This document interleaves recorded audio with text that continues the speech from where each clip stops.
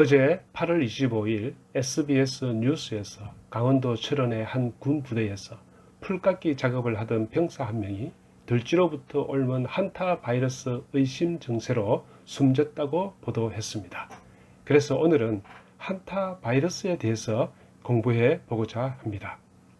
유행성 출혈이 본격적으로 세상에 알려지게 된 것은 한국 전쟁 당시 주한미군에서 약 3,200여 명이 원인 모를 유행성 출혈성에 걸려 그 중에 수백 명이 목숨을 잃게 됩니다. 당시 한강 북쪽에 있었던 중국 인민해방군 역시 같은 병으로 많이 죽은 것으로 알려집니다. 그래서 이 유행성 출혈이 중국군의 한강 도하를 저지했다는 말이 있을 정도니 그 당시 군인들 사이에서는 아주 공포스러운 질병이 아니었을까 생각해 봅니다. 하기사 워낙 피해가 컸던 나머지 양 진영은 상대방이 치명적인 생물학 무기를 사용했다고 짐작하기도 했을 정도였다고 합니다.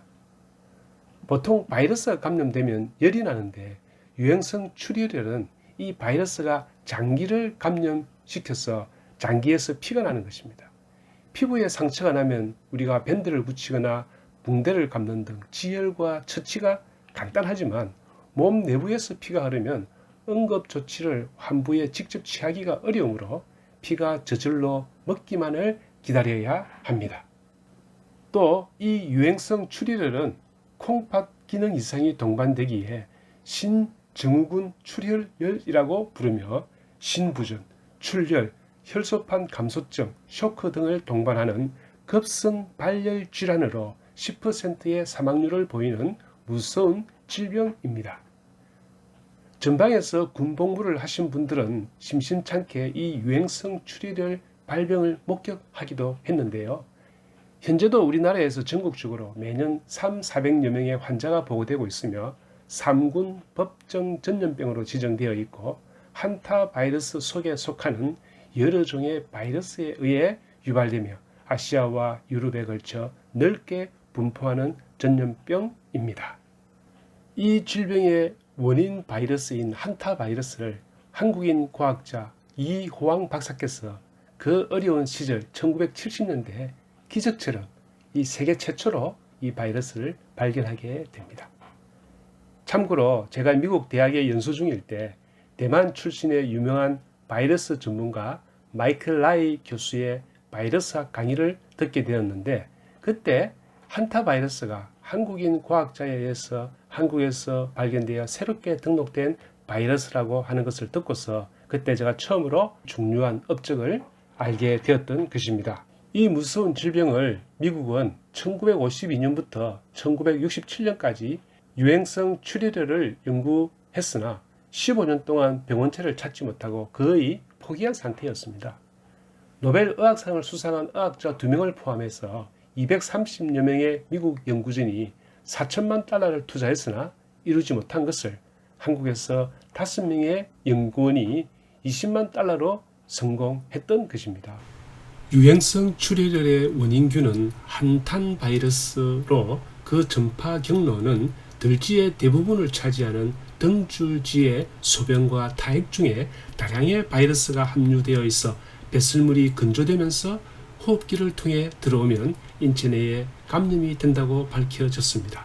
또한 등줄쥐 외에도 도시의 시궁쥐, 실험실의 쥐도 바이러스를 매개할 수 있습니다. 이호왕 교수는 1969년 미 육군성의 지원을 받아 유행성 출혈열 연구를 시작했으나 6년이 지나도록 별다른 진전을 보지 못했습니다. 당시 세계적인 과학자들이 이 연구에 매달렸으나 유행성 출혈의 원인에 대해 세균, 바이러스, 곰팡이, 식물 독소, 진드기 등 다양한 학설만 내놓고 있을 뿐이었습니다. 그러던 중 우연히 윌리엄 젤리슨이라는 과학자의 논문을 보다 들쥐의 폐장에서 발견된 곰팡이가 병원체라는 주장을 듣고 폐장을 눈여겨보게 됩니다. 1975년 12월 20일 현강 현미경으로 항원을 확인하던 중 이호왕 교수는 바로 쥐의 폐에서 그토록 찾아 헤매던 바이러스를 발견하게 되었던 것입니다.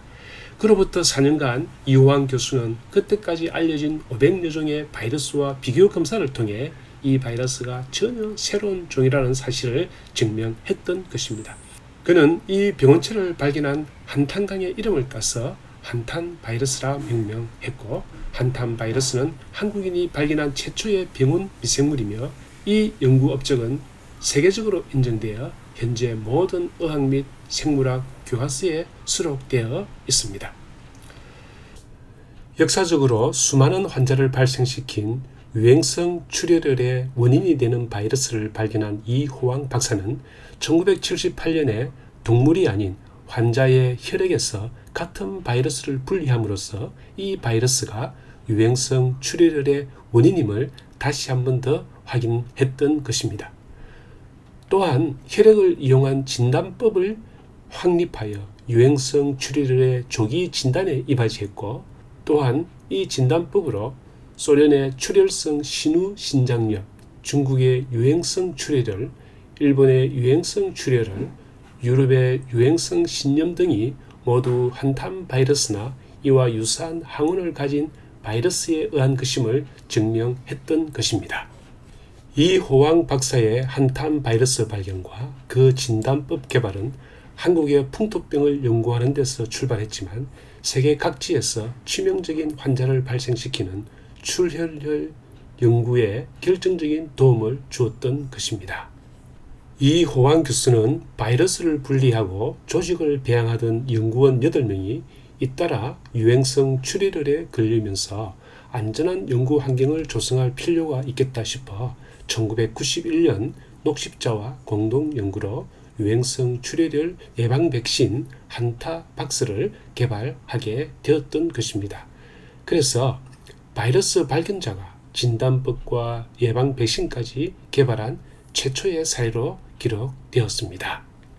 남태평양 파푸아뉴기니아 섬 포레족에서 유행하는 쿠르라는 질병의 원인이 되는 슬로 바이러스를 발견하여 1976년 노벨 생리의학상을 수상한 가이 듀섹은 1950년대 말부터 세계 여러 곳에서 발견되는 출혈과 열을 동반한 질병이 같거나 유사한 병원체에 의한 것이라고 생각하고 있었는데, 마침 이호왕 박사께서 유행성 출혈의 원인균을 분리하고 진단법을 개발하여 세계 여러 곳에서 발생하는 출혈과 열을 동반한 전염병을 연구하는 데 크게 이바지했기에 가이 듀섹은 이호왕 박사를 노벨 생리의학상 후보로 추천할 정도로 그 업적은 대단했던 것입니다.